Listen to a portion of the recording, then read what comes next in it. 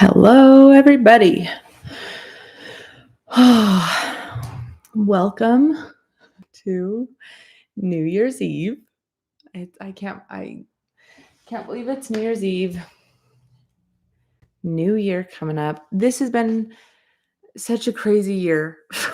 Like personally, for the church, it's just been such a wild year, I feel like. So, I'm excited to discuss it. So, when you get here, let me know if you can hear me because I don't feel like I've gone live for a while from my computer. So, anyway, I feel like we have a lot to chat about for this year, but I wanted to do it as a live because I want it to be a discussion of what the biggest moments for 2025 were for you. Um,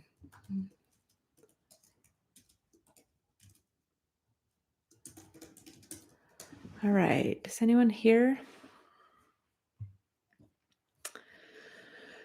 All right. Well, um, we just got done with President Holland's.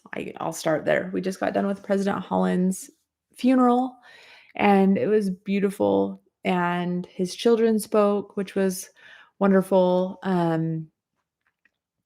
President Oaks spoke. President Cook, uh, what's the word?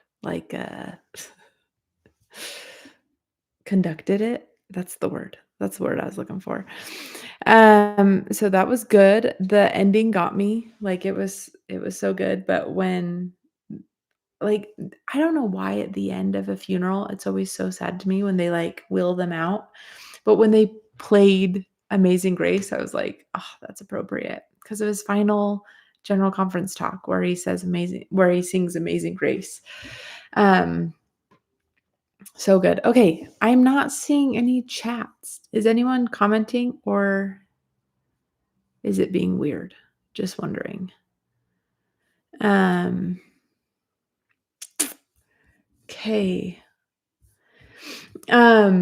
Oh, there we go. Hi. Testing, testing. Thank you. Thanks for testing. Um so I mean, this year was really interesting. So, and I'm not using the software that I normally do, so I don't know if I can share my screen, which is kind of a bummer. But if you guys remember, President Nelson announced on Valentine's Day of this year that the Salt Lake City Temple was going to have its open house. Um, I was looking for that. It was on Instagram, but I was looking for it the other day and I couldn't find it. But luckily, oh, and you know what? It might have been, no, that one wasn't it. Um, I'm trying to pull it up, but yeah, so um on February, so on Valentine's Day of this year, he announced that the open house was going to be from April of 2027 to October 2027. So that was like an exciting big thing. If you remember the whole beginning of the year from New Year's Day until Easter, the apostles and prophets spoke and testified of the literal resurrection of Jesus Christ, which we talked about that a lot. And I thought that that was so interesting that it was a literal, that they were emphasizing the literal resurrection. And it was so interesting today at President Nelson's funeral.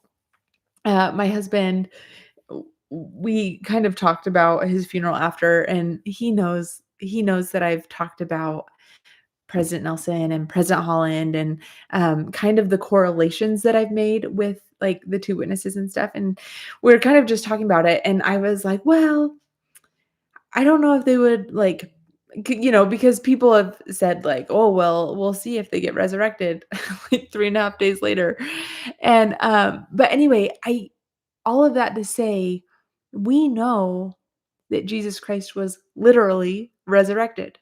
And we know that we will be literally resurrected. Anyone who has ever lived on this earth will be resurrected, regardless uh, of their righteousness or whatever. Like every single person is going to be resurrected. So anyway, I love that. Okay, let me get into the comments. What was a standout moment for you? How was the funeral for President Holland? Um, and what, like, we had some big events. So let me list off some of the big events. So we had the uh, President Nelson died, and then the day after that, the Grand Blanc church building was attacked. Um, so that happened. That was huge this year. We had the passing of President Holland. I think the passing of President Nelson, and then 3 months later, the passing of President Holland.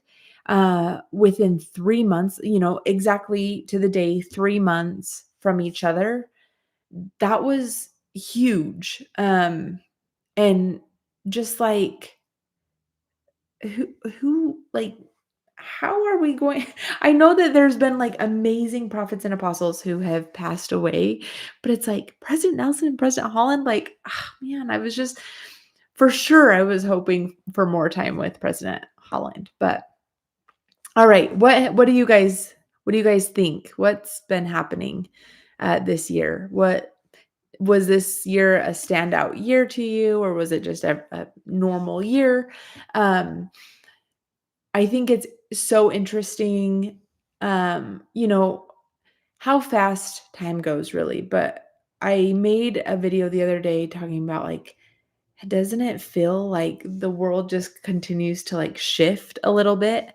And someone was bringing up like, yeah, 2020 was a hinge point. In fact, President Nelson said 2020 was a hinge point. And I think the fact that we're about to leave 2025, I'm like, it's been 6 years since 2020. And to me, that is crazy. Like, that is so crazy to think about. Um, but you think of that hinge point from 2020, and you think of the Salt Lake City temple dedication, open house and dedication that's going to be in 2027. That 7 year is kind of an interesting number. Um, and anyway, I don't know. There's just so many things to think about. And anyway, also, I would love to know what kind of goals you guys are setting because I'm still kind of in the goal setting mood. Okay. So we have someone from Salt Lake. We have someone from Sweden, which is really cool. We have someone from Rexburg, Idaho, which is where my husband grew up. So yay. Hi from Georgia, Sarasota, Florida. Let's see. I'm so excited for all the people in the African countries who are converting to the Church of Jesus Christ of Latter-day Saints. Yeah. I mean, that was huge this year. There were several times, let's see. Church news, baptisms 2025. I don't know how to find that. There were several big announcements this year. Like I'm looking at this. June 20 uh 25th of June from this year, in Papua New Guinea, there were 107 baptisms on June 14th. And then in September, there were 120 people baptized in Sierra Leone in one day. And then in August 29th, in, let's see, wait. Okay, that's the same one. Sierra Leone. Okay. Yeah. Which I think I covered that in a video. Anyway, it's so it is so amazing. But there was something else that it said. Let's see. I thought there was one like in Indonesia, but maybe not. Okay. Yeah. So there's been like a large amount of people baptized Um, okay, 900,000 baptisms in the last 3 years. Wow. Wow, really? I know, I just saw this Quentin L. Cook post. Let's see what this is, because I know that he made a post not too long ago saying, like, the number of baptisms and how the hastening of the work is happening. And I wish I could pull this over for you, but yeah, it's just so awesome. Okay, I am a service missionary, and my brother is serving in South Korea. That's amazing. That is so amazing. The work, it's progressing so it's just so amazing. Okay. I feel like I'm close to finding out that number, but not quite. Okay. What else happened this year? I'm trying to think of all the things that happened. Of course, we can't forget like the conference talks that were given. Um, how President Nelson, do you guys remember that like President Nelson when he gave his last conference talk? I am clicking into general conference and it's opening up Come Follow Me. Come on. Um, but when he talked about having confidence in the presence of God, and like to me, I was like, "Oh, that is a good talk." And then that ended up being his final talk. Um, okay. Hi, I'm from Texas. The remarks by President Holland's children were so touching. I know, they really were.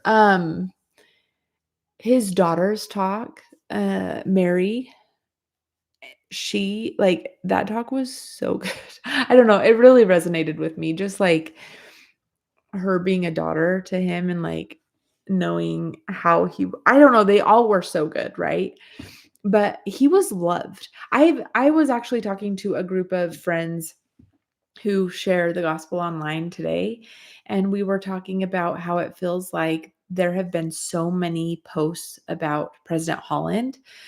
And she's like, I just don't remember this, like, so many people talking about, you know, other deaths of other apostles. Like President Holland was one of a kind. And I tend to agree. I think he's touched our hearts, like so many hearts. And someone actually said, did you see that there was a Jewish man on the front, like towards the front row of President Holland's funeral? And I went back and looked and I couldn't see it. If you guys saw that, I would be interested in like a screenshot or something if you guys could email that to me. Um, but to this person's point, they were saying like he has done so much for the Jewish nation. And which is just so interesting. It with like with how I've talked about how I believe that at the very, very least, I believe that the 2 witnesses in Jerusalem will look different than what we all expect, at the very least. Now, if it does happen to be literal, like, fine, we'll obviously see it, but at the very least, I think it's going to be somewhat, um, symbolic and somewhat, um not understood in the moment. And I I look at Jeffrey R. Holland and several of the other apostles too. I mean, David A. Bednar, Elder David A. Bednar, he has done so much in the Middle East, and I could see him being part of it. But I think the point is that we have prophets and apostles who are prophets and apostles for the whole world. Now, regardless of if the world at large listens or heeds the words of the prophets, we have prophets for the world and they testify to the world. So, anyway, I think it's interesting. I think it's cool to think about. All right, let's get back to the comments section. We are BYU Pathway Worldwide Missionaries, teaching English Connect 3 to learners. Sorry, Connect 3 to learners. 33% are friends of the church. They are all from South African countries, all on Zoom. That is amazing. Um A while back, I actually was like had started I think I actually submitted a request to do the BYU path to be a BYU pathway missionary. And um I had submitted the request through my bishop, and then he called me to be the primary president in our ward, and he was like, "Are you still interested in doing this?" And I'm like, "No." I mean, if I'm gonna be primary president, I can just keep up my YouTube channel and not be like a full-time missionary. But that that's really cool that you guys do that though. Like, all I'm saying is like I wanted to do that. Yeah, so Pinkion said, "Me too, her talk resonated with me a lot." I know, I think just the love of, like, dad and daughter, you know? Okay, Will You Walk with Jesus? Hello, anyway, you guys should go follow her channel. She has a channel. She also has an Instagram account. Anyway, you're awesome. So she says, "Man, what if Matt Holland replaced his daddy? Can you imagine? No one speaks so similar." I second your second witness thoughts. Thank you so much. And I legit was like, that would be so cool. Except part of me is like, I want his daughter to be the next Young Women's General President. Like when she was talking, I was like, oh, wouldn't she be so good as the Young Women's General President? I don't know how much I don't does anyone know how long they serve for? Um, put that in the comments of how long, like, the general presidents serve, because when did Emily Bell Freeman get put in? Um, I'm trying to see if anyone's, like, faster on the draw than me. Emily Bell Freeman, um she was called in April 2023. So if they serve for okay, so her tenure started on August 1st. How long do they serve? Okay, 5 years. Okay, so she's not quite done yet. So she would have like she would be done then. When is it 5, 6, 7, 8? I am so bad at math, you guys.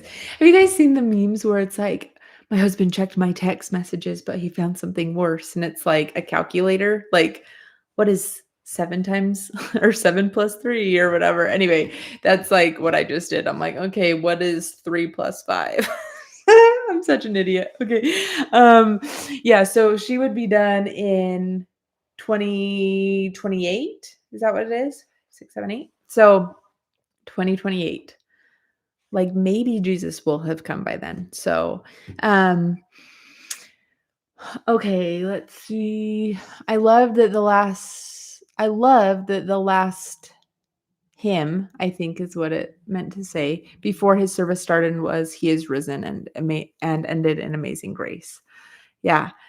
Some suspect Elder Brown. Oh, Elder Brown. I'm like on the Elder Brown train. I don't know. I posted that at General Conference, like, I want Elder Brown to um and people like loved it, but then there's also people like, we should not speculate. I'm like, y'all are ridiculous, okay? It's just in good fun, okay?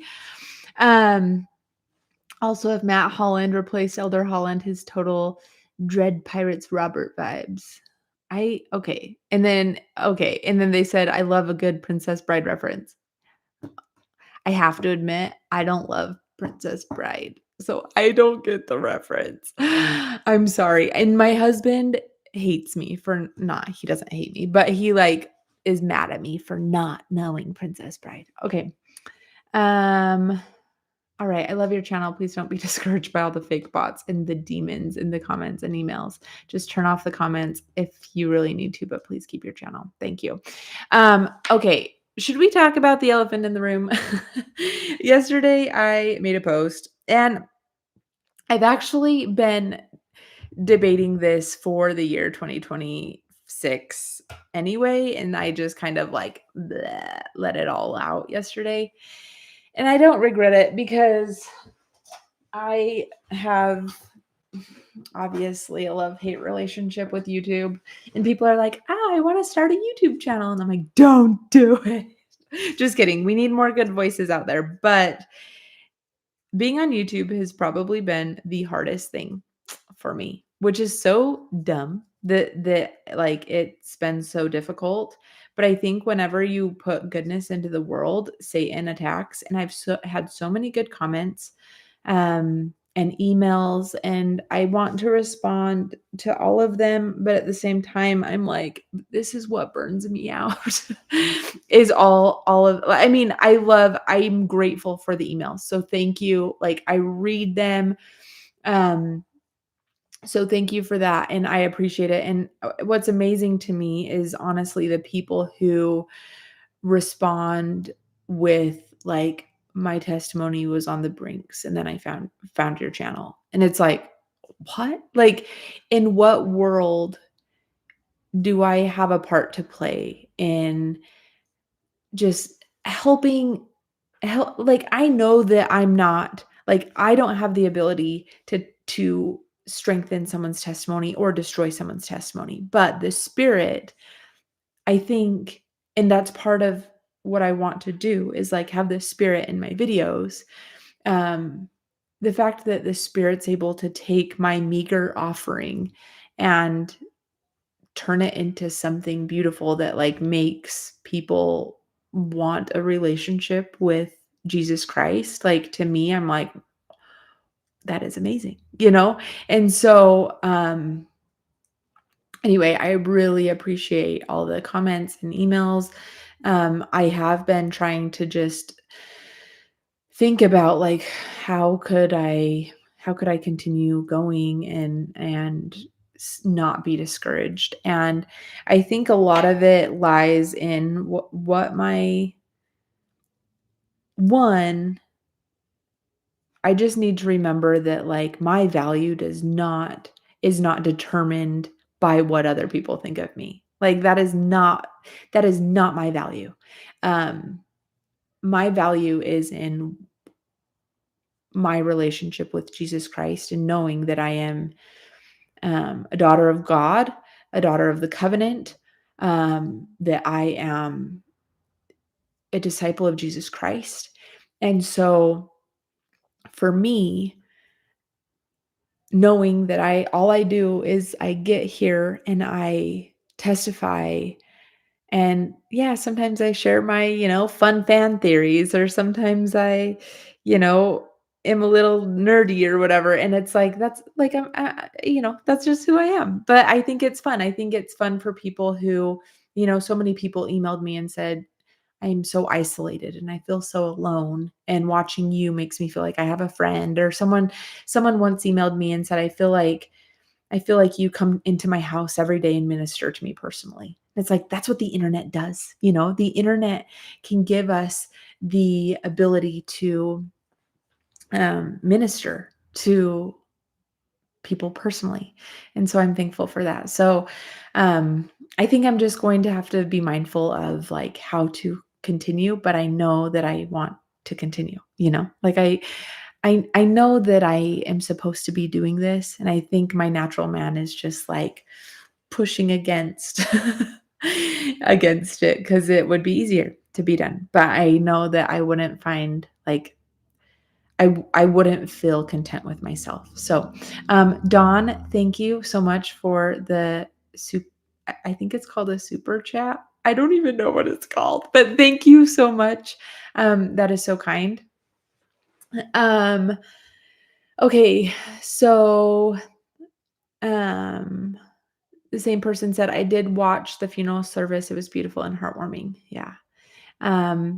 It's the law of opposition. When we're on the Lord's errand, we're entitled to the Lord's help.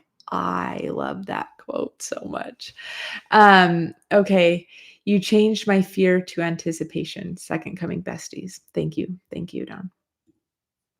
Um, okay. And I just want to say I know that I like teased out some sweatshirts and merch, and the company that I had reached out to do that, the only reason I'm bringing this up is because it's second coming besties, and that's like, a thing that we are here, is we're second coming besties who anticipate Christ's return.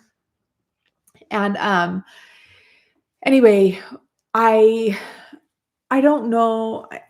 I want to stay with them, but they got so busy over like the holidays and stuff like that. And anyway, so I'm still trying to work on that.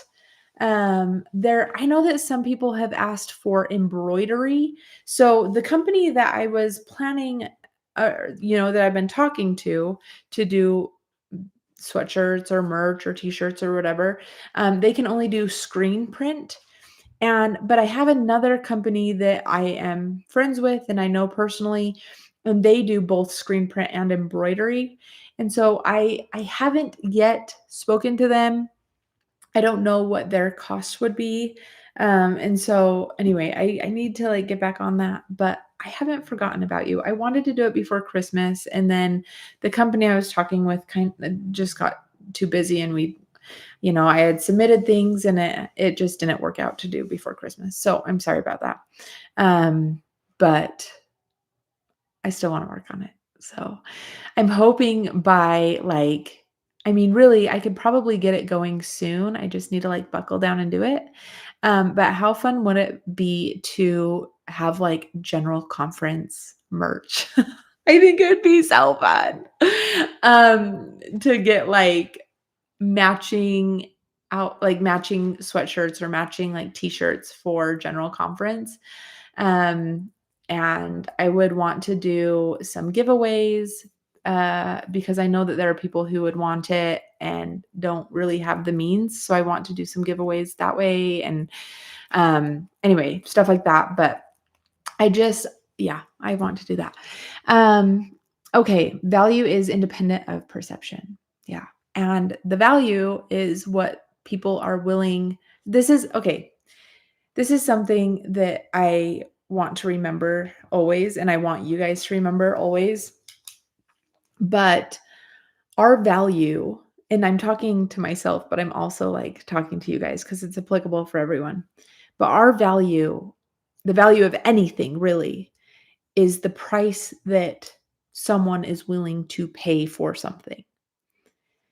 And Jesus Christ, being our Savior and our Redeemer, He atoned, He gave His life, everything. He is God, and He gave everything for us, each individual. He would do it for one of us, or He would do it for infinite number of us. And the thing is He did it individually for us. And so I love knowing that our worth, our infinite worth, our divine worth is infinite, that it is the price that God was willing to pay was His only begotten Son, Jesus Christ, our Savior, the God. And I'm so grateful for Him. I want to remember that, like our worth, God would pay anything for us. Okay. Yes. When you are homebound due to health or other reasons, it is light like yours that shines so bright in our day. Thank you. Thank you. Thank you. Greg is here. He says, I just got here, but I appreciate your daily efforts to share your testimony. Thanks for all you do. Thank you. Thank you so much. There are so many wonderful people here who have channels and who are spreading light and goodness into the world in their own way. So I love that. Dawn says, "I love your personality." Thank you. Thank you. I think that's a hard thing is, like, putting out and I don't know if you guys follow me on Instagram. If you don't, that's okay. But, I posted something that really resonated with me, and I think it's just to me, I really like who I am, but I also like to be liked. And I think it's hard when you like to be liked to put yourself out there and not be liked. And, I think a lot of people don't like a lot of people want to be liked. Um, but some people just don't care. Some are like, "I don't really care," "I don't care if people like me or not." But it's like, I like to be liked. So, anyway, I think that's hard of, like, letting go on no not everyone's going to like me, and I can't I shouldn't want to change who I am so that other people like me. And it's really interesting. I've seen how I've changed myself, since doing this channel to try to impress people or try to, let them like me more. And some of the things have been good. I mean, I feel like, um, some things have been good, but, like, other things, like the way I look, it's so interesting how many people were like, "Ugh, you should not have short hair." And so part of the reason why I grew my hair out was, like, to people please, and it's like, "Why do I do that?" So, I don't know, it's so interesting, but I can't please anyone, and, like, whoever l I don't know, it's just so interesting. We should love people for who they are and for what they bring, and, just realize that we're all going to be different. We all have our quirks, but we're all trying to be disciples of Jesus Christ, and that's what matters. Um, okay. I'm grateful for all you do. I want merch. Let us know when it's ready. I can't wait. Thank you. I'm like really excited about it. I was like so excited about the merch and I worked like endlessly on it. And then it kind of like just came to a screeching halt and I was like, dang it. So um let's see. That's why I hate in testimony meeting when people are like, how many drops were shed for me? I want to stand up and yell all of it. Yeah. Yeah, that's true. Self-worth is something that I struggle with very much. Thank you for sharing that. You bet. Um, have you guys heard of the object lesson with you know, I think it first happened in seminary. I did it when I was a Sunday school teacher for like the 15, 16-year-olds. But um you like bring a donut or some cookies or whatever and you say, hey, do you want a cookie or do you want a donut? And they say yes, because what teenager is not going to say yes to a donut or a cookie? And then you have someone else in the class do 10 push-ups so that that person can have a cookie or a donut. And then you go to the next person and they're like, yeah. And then it's like kind of a fun joke for a second. Like, yeah, I'm going to make my friend do 10 push-ups for me so that he can have a donut or a cookie or whatever. And you keep going. And then once the kid starts to struggle doing the push-ups and you do appear, right? Like you do appear that's their age, who's their friend, where they can talk smack or whatever. But and then they start to struggle. And then you see people start to rethink their decision like I don't want a donut. I don't want a cookie. It's okay. I'll do my own push-ups. And it's like, no, no, no. That's not how it works. You don't do your own push-ups. This kid does your push-ups for you if you want a cookie. So then they start saying no. No, I'm okay. I don't need it. And then the kid does 10 push-ups anyway. And they're like, "Well, I said no. Why did he still do push-ups?" Well, because he did the push-ups so that you would have an opportunity to have a cookie or a donut, and you rejected that. So he still had to do 10 push-ups. And then the next kid, they're like, "Oh, well, is he gonna have to do push-ups if I say no?" "Yeah." "Well, okay, I'll have one." Or, "No, I won't have one." There's this wrestle of like, I just don't want him to suffer. Like, what can I do for him to not suffer? And the same is true. And then you get to the very end, and by then his arms are jello.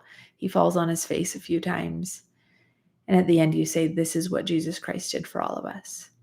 And when we don't repent, when we don't use the atonement to its fullness, when we don't realize that our worth that Jesus Christ gave us is because he loves us, we're taking the atonement for granted. And when you make that connection of this kid that did the push-up so that you could or didn't choose to have a cookie is the same as Jesus Christ, so that you could repent or not, or you could return to his presence or not. That's what Jesus Christ did for us, each personally and individually, because he loves us and because we're worth it to him. Oh, anyway, I love it. Okay. If you have to change who you are to get others to like you, then they don't like you for who you are. Yeah. So true.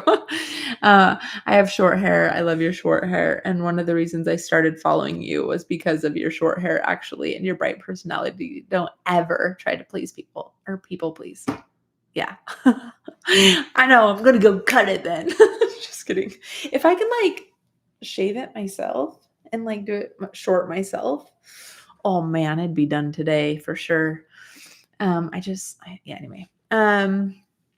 Okay, Scott says I did this on my mission and it was only for 10 people for an object lesson at church function.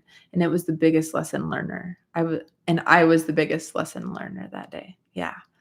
Yeah. I mean, it's a good one. It brings the spirit really, at first it's fun and it's funny. And the kids are talking smack, oh yeah, I want a cookie. I want 10 cookies for you so that you have to do, all these push-ups. But it's it gets really somber at the end. And, anyway, it's really good.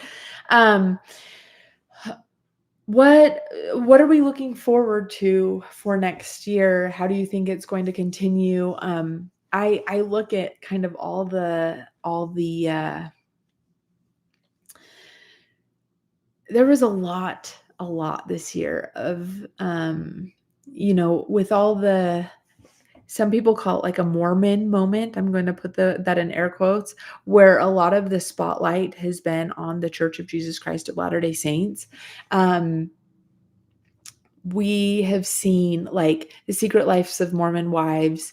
We have seen just a lot of TV shows this year and movies that have talked about us this year, which is really interesting. And they do it, I think, to try to hurt us, but also because they know it's popular to use the name Mormon to kind of put this spin on things. And it's so interesting because I think it's actually bringing a lot of attention to the church. And people are starting to wonder, what are we about? What is happening there? And why is there so much focus on it? And I think it's interesting. We know that the gathering of Israel is happening, and we know that people need to come to a knowledge of the Lord Jesus Christ and his restored gospel. They need to come to a knowledge of the Book of Mormon.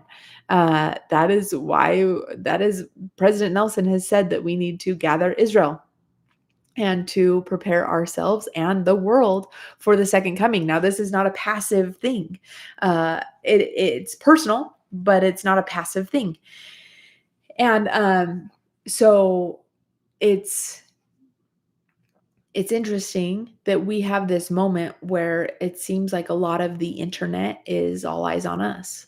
And how are we going to respond? How are we going to share the gospel? I loved the story that President Holland's son shared about when he was in the hospital and he kind of woke up in the ICU for a second and he asked for some juice, and then that nurse came in. And he said that he asked the nurse background on her life, and she walked out of there knowing that she had to return to church. And to me, it's little moments like that can be huge turning points in people's lives, where you gather them in.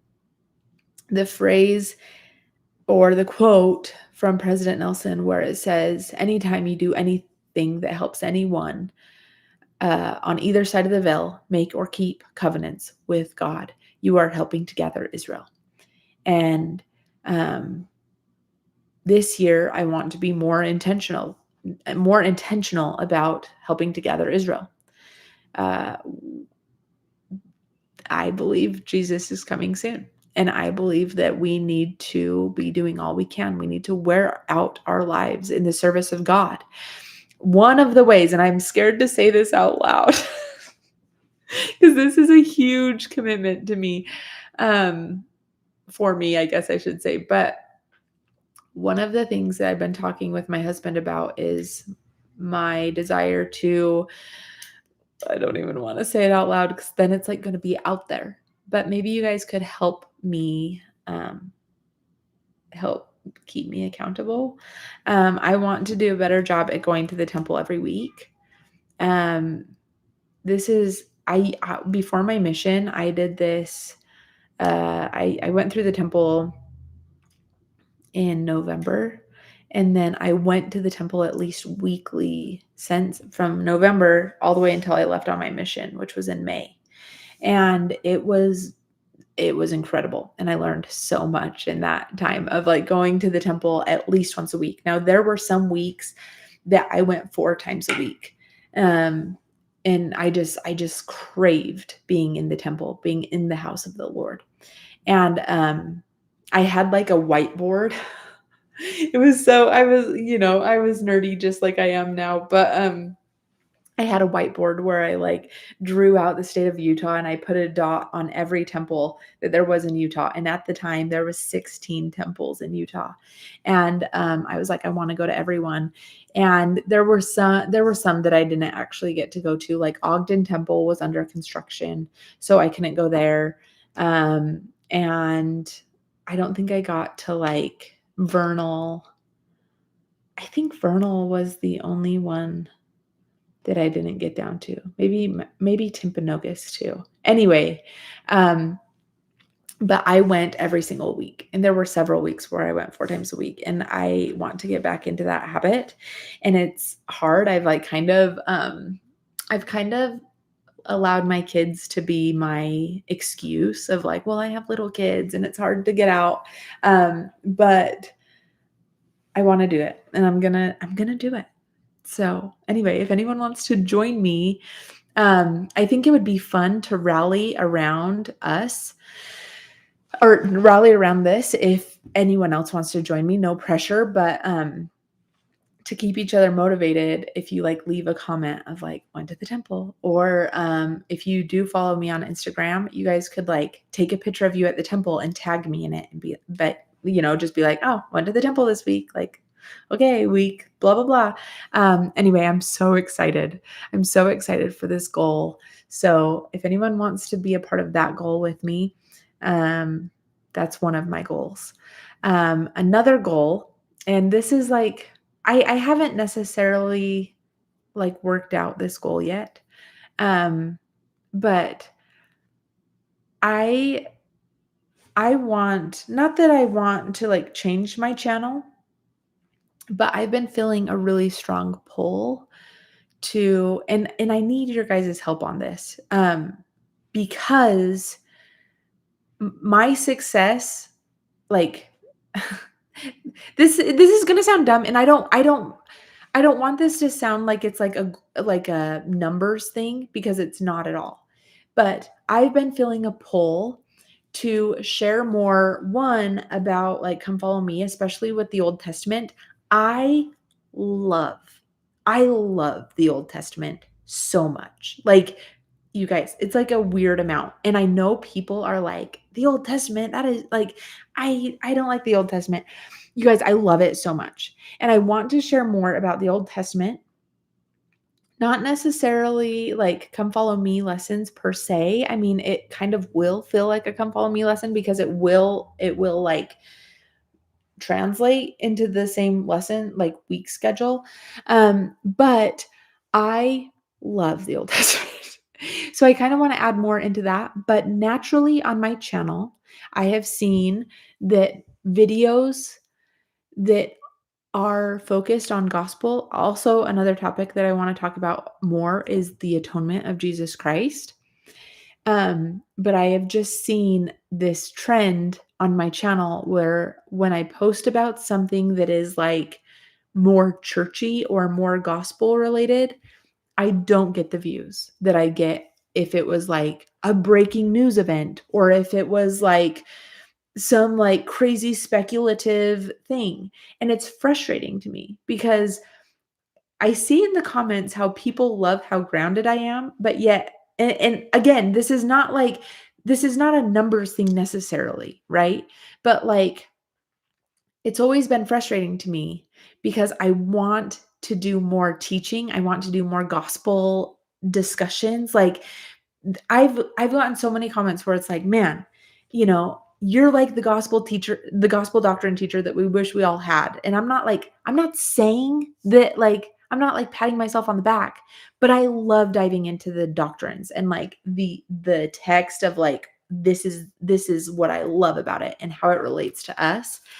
And but I've just seen that my numbers are really bad on those types of videos. And which I'm like, these are like my best videos. Like people always comment and they're like, this was your best video. And I'm like, I know. And it got like 2 views.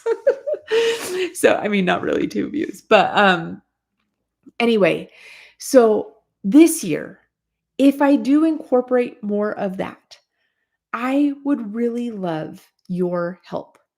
Um, Obviously, I have a goal to like have my channel be successful. Now, to me, I don't necessarily care about the numbers because I care about you as individual people, you drawing closer to Jesus Christ. And I don't necessarily care about reaching millions of people. But I do feel like the gospel of Jesus Christ needs to go out to more people. More people need to realize it. More people need to have these conversations. And so for me, I'm asking you if you would be one, now I know that this is hard because we all have lives. So like you can't jump on every time I post a video. But if you could, like, hit the notification bell so that if I release a video, you can, like, go and watch it right at the beginning, that helps the most because the click-through rate on my like, I know that this is so dumb that I'm explaining this to you. Like, I know you all know how YouTube works, but, um, like, when I get my like, when a video is performing well, the YouTube algorithm, so like if people click into it right off the bat, then the algorithm sends it out because they're like, "Wow, people are clicking into this video." And if people don't click into it or like only a few people click into it and it has like a slow start, then the video does not perform well. Like it's just like brr. But if people click into it then it's like you know what I mean? So, one, if you guys could watch early and, like, engage with it, that helps a lot. 2, if you could share frequently and now I don't necessarily like asking to do this that often, but, like, because we're talking about it, I do want to ask.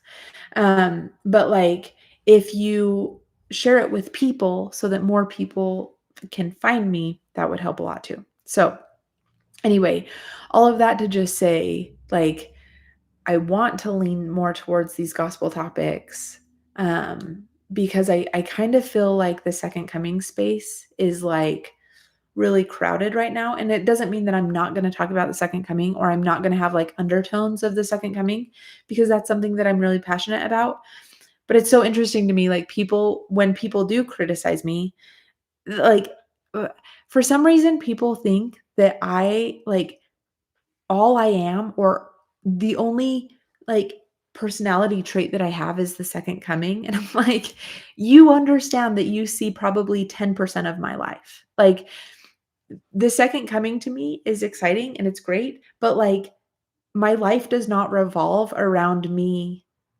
like sitting around waiting for the second coming. And so for me, it's like as much as I would love to branch out, I've kind of stayed in this like second coming bubble because that's where people watch. So anyway, it's just, but again, I'm like the YouTube space around the second coming is crowded and it's full of sensationalism and like it's kind of turning me off towards like that niche because I'm like, ugh, like I want to back up my claims and I feel like I do a pretty good job. And then I don't know, like I just feel like there's so much sensational. And I think it just bothers me because I'm such a sincere person and I want to be like so honest and so true and so like uh like I want people to trust me. And so it's hard when I see like other people being uber successful, but I'm like, but you're like sketchy about it. Anyway, that's all me. That's all me. Okay. Let's go back to this. Oh, I got really behind on this. I'm sorry. Okay. Um, I think when people still use the term Mormon, it helps us differentiate, I'm sorry, those who are not following President Nelson's counsel or not. Yeah. Well, yeah, I agree. I mean, I try not to use the word Mormon, right? I said Mormon moment because that's what the media calls it. It's like Mormon moment. But yeah, I agree. Like, I think it's interesting too. People will say LDS, like LDS is any better than Mormon. And I actually had this like lady comment on one of a posts that I was like a collaborator on Instagram, and she was like, "Please don't use Mormon. Use LDS." And I'm like, "Why?" I was kind of a brat about it, but I was like, "Why?" And she's like, "Because we're not supposed to use the term Mormon. We're supposed to use LDS." And I'm like, "Really? Is that true?" And she was like, "What do you mean is that true? Go read President Nelson's talk." And I was like, "Oh, I have. Like maybe you should go read it because it actually says to not use abbreviations or Mormon, like nicknames that take because if anyone can go and put in the comments why before I say it, like bonus points to you." But I was explaining to this girl of like, and she had the best of intentions, but I was just trying to like remind her of what the purpose was. It's not that there's anything bad about the word Mormon or the name Mormon. It's not bad. The Book of Mormon is a great book. It's true, like all the stuff. It's not a bad name. It's just it omits the name of Jesus Christ. I want to go see if you guys put that in there before I had said it. But the reason why we shouldn't use Mormon, the reason why we shouldn't use LDS, the reason why we shouldn't say Latter-day Saints is because it takes out the name of Jesus Christ.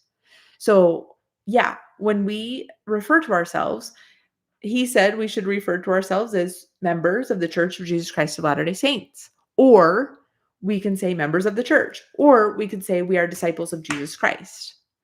And the whole point of that is to not forget whose we are, that we belong to the Church of Jesus Christ of Latter-day Saints. Okay. Yeah. Okay. Um, let's see. My wife and I committed to go about a year ago. It felt like it would be such a struggle to go that often, but there is really such spiritual fortitude that you gain from frequently going. Yes. Yeah. So this year, this is going to sound sad to you. And I'm sorry because I know that I talk so much about going to the temple a lot. This year, I've went the most since probably being married, honestly.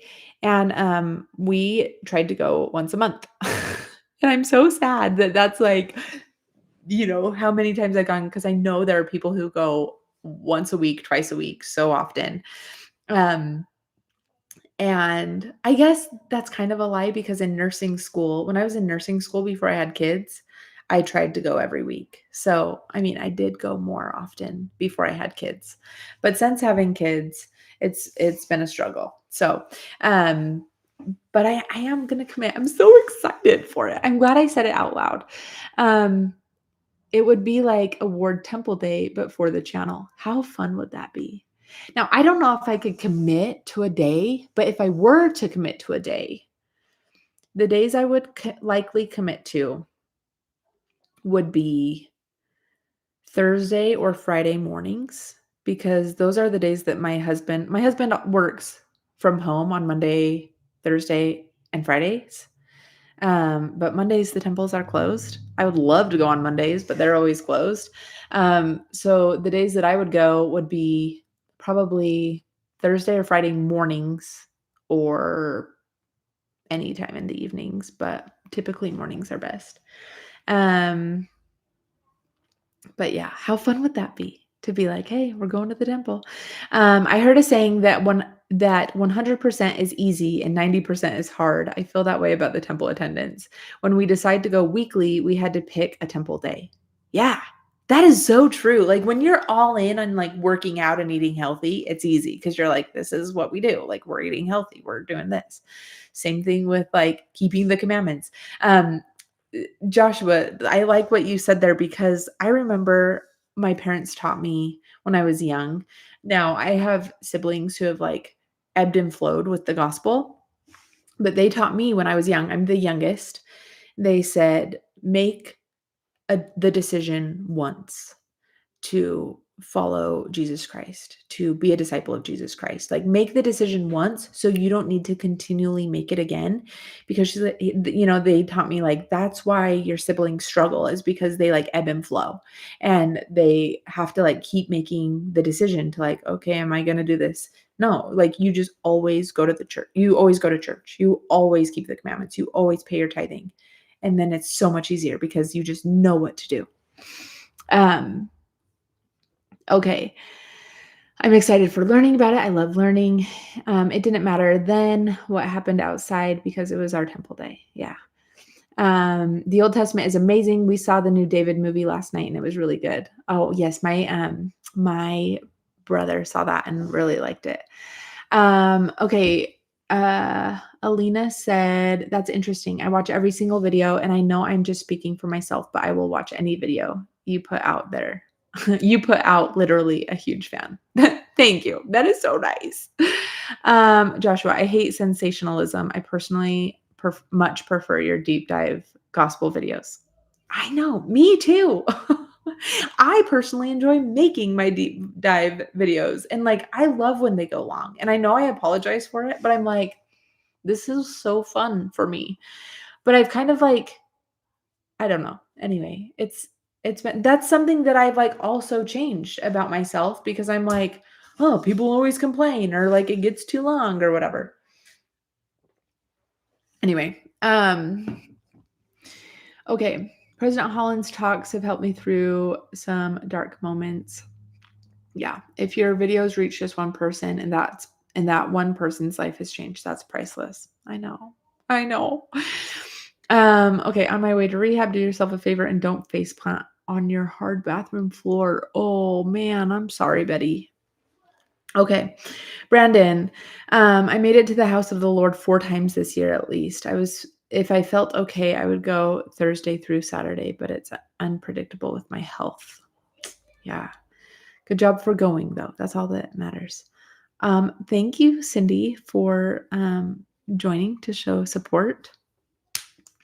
I don't mean this to brag, but I made it to the temple 52 times in 2025. That's so amazing. See, that's gonna be me next year. I'm gonna be like, I made it 52 times. I went every month or every week. Erin's here. Okay, Erin, since you're here, I will say Erin sends really good emails to me. Like always will send me interesting things. So thank you for that. He says, one of the greatest blessings in my life has been making the decision to attend sacrament every week. It's been about 10 years now and I've only missed once. Yeah. Like I know it's just, there's such strength in just like knowing that you have these things that you do. And so it was actually really funny. This morning I woke up and I was like, I am gung ho to like do this temple like this goal, this temple goal. And I was like, I want to be in the temple. I want to go. So I like drove to the temple that's closest to me. And I was like on my way there. And I was just like, oh, like I don't want this goal to be a check the list thing. I just want it to be me trying to get closer with Jesus Christ. Having this like routine in my life, but not having it become routine. Like knowing that I go to the temple because that's who I am, because I love Jesus Christ. Anyway, I got to the temple and it was closed.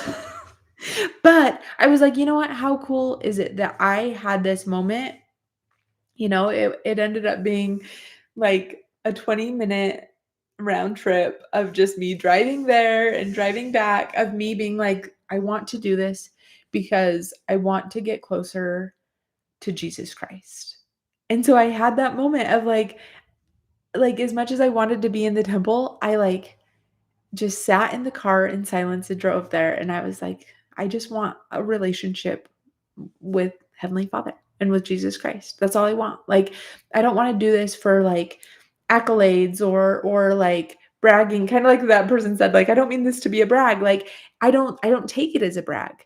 I take it as like, if people are doing something just to brag, like going to the temple, uh, like to brag, it's not going to last very long. To this person who said, I don't mean to brag, you didn't go to the temple because you wanted to brag. You went to the temple because that's a lot of commitment just to have bragging rights, like, and like, what are the bragging rights good for? Like nothing. And so it's like, you only do something so much and so frequently and spend so much time on it because you want to, because you love the Lord. And that's like going to the temple is one of the most selfless things that you could do. And yet the Lord blesses us for it. So anyway, I think it's really cool. Um okay, Cindy said, I go with some sisters in my ward, and that used to be in my ward on Thursday mornings, usually at 10:30 or 11 a.m. Yeah, that's so fun. I know that it's like fun that you have like a temple group, you're like, okay, we go to the temple on this day, and then we get lunch after or whatever. It's just fun. Yes, transformational, not transactional. Yes, amen. Oh, Betty, I fell and hit my tub a month ago. Oh man, and broke 2 ribs. Not recommended. Feel better soon. I hope you're okay. Dang. I go to the temple because I want to be there. Yeah. Yeah. Yep. And I hold to that promise, like every sincere seeker of Jesus Christ will find him in the temple. And as I go into 2026, the theme of 2026 is walk with me. And as I've thought about that theme a lot, now I'm not in young women's or young, like I'm not in the youth or whatever, but as I've thought about that theme and I've thought about goals that I want to set, it is because I want to walk with Jesus Christ. I want to know him. I want to seek him and find him where I can. And a lot of times I seek Jesus in not necessarily the wrong places, but I let, like sometimes when I post on here, I get discouraged when it doesn't turn out the way I want or whatever. And it's like, I don't need to seek Jesus by validation from the internet. I need to seek Jesus where I can find him. And I need to seek that covenantal relationship. And I have it and I want to strengthen it. So anyway, yay for that. There's nothing like being a temple worker to get me to the temple regularly. I'm committed and I love it. Yeah, I think that's the cool thing about all the temples dotting the earth, because it is, and my dad always says this to me, but he's like, if because President Nelson was always like, go to the temple, go to the temple. And he's like, my dad will say, if they can't get people to go to the temple, then they're going to just keep building temples so that, like, you go and serve in the temple, like, as ordinance workers. And, anyway, it is interesting because it takes so much. I mean, I have temples, um, like, I am in the middle of 2 temples, and really, I should be going there all the time because it is so close for me, and I'm not, like, saying that to brag, I'm just saying, like, I need to be better at it. But, like, it takes me, like, 10 minutes to get to either one of the temples. And, to staff a temple, you need thousands of people. Like, it is a lot of work. And so I think it's amazing that they, like, especially in Utah, but, like, all throughout the world, there are people who serve as temple workers who, um, are there every single week, and they have testimonies, and they are having experiences with Jesus Christ there. When I go to the temple, I do a proxy or initiatory or proxy in a session. What do you guys do when you are there? Like, I want to go and just hang out, but I feel like that's kind of wasting time. I don't know. I was just curious if I'm the only one who feels like that. Okay. Um, yeah, so I a lot of times I like to do initiatories or sorry, endowment sessions because I love the learning of it. Like, I love sitting I don't know why this is because I know most people are like, I like to be in there and out really fast. Like, for me, I'm like, I love sitting through an endowment session and being like, okay, I want to focus on this or I want to focus on that. Like, and just focus and sit and learn. I love that so much. But I also love initiatories because they're quick and, like, you can get in and get out if you're in a rush. I have also done like one initiatory. So if I'm doing my own work for, like, my own ancestor, I have done an initiatory name and then taken that name, like, you take it downstairs, you have them, like, put it in the computer, and then they reprint out your thing, and then you go and do the endowment for them, and that's really cool to do, like, all at one time. Anyway, um, okay, it's easier to get someone into the temple than to get the temple into someone. That's a President Holland quote. I love it. A Season of Purpose. There is a great contemporary Christian song from my youth that says, I want to know you. I want to hear your voice. I want to know you more. The Savior is in relentless pursuit of us." Yeah. Yep. Um, Heavenly Father gave us the house of the Lord so that we could walk through the front doors and be into a small part of heaven. That feeling when you walk through those doors is a literal change of spirit. It's so good. Okay, we have Jim here. He says, "Hi, Caitlin." Hello, Jim. Um, 3,000 workers for Saratoga Springs Temple. Yeah. Okay, you guys. So there is confirmation. It takes thousands of workers to run a temple, and it is amazing. So I know I'm going to butcher these numbers, and I don't know this for sure, but so maybe I won't even give out numbers, but I'll just, like, share this. So my stake, my ward stake, whatever, used to go to the Bountiful Temple. And then, so when it was just Bountiful and Ogden, we went to the Bountiful Temple. At that time, or at a time before the Tooele Temple was opened, it's not called Tooele, Desert Peak Temple, before that one was opened, they would also go to the Bountiful Temple. Since that time, the desert, the what did I just say it was called? What is it called? The Tooele Temple. Anyway, Desert Peak Temple. That was so weird. I, like, knew it and then it just left. It like Safeway'd from my head.